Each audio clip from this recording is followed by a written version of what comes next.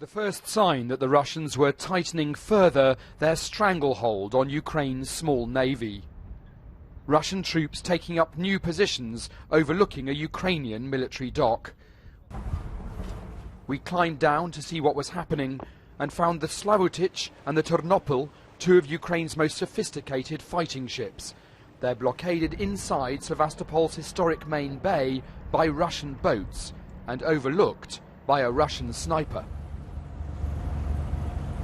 On the dock we found a tearful Lilia Timashuk talking on the phone to her husband Vasily just 20 meters away.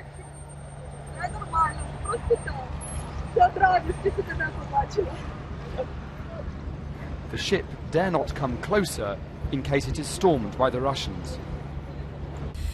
When the commander of the Black Sea Fleet came to the ship and said he was going to storm it, of course it was a bit frightening, because war is a very frightening thing. On these heavily armed ships, the sailors have resorted to medieval methods of defending themselves. You can see that the Ukrainian sailors have put mattresses over the railings. That's to stop the Russians throwing grappling irons and boarding their ship. While almost the entire Ukrainian navy is stuck in the harbour, the sailors have to watch Russian warships coming and going at will. What would happen if you tried to leave the harbour?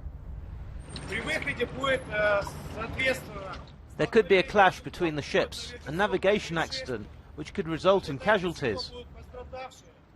Then 2 men in black coats arrived. They remonstrated with the officers on the ship for a Ukrainian Navy statement which had called the Russian President, Vladimir Putin, a liar. The Ukrainians stood their ground and complained about the armed men surrounding them. I'm the only one who has a weapon, said the most senior officer. I've given up everything else. I have just the one pistol to protect my crew.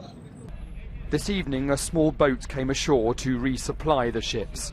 Blockaded in their own harbour, the Ukrainians are preparing for a long siege. Daniel Sandford, BBC News, Sevastopol.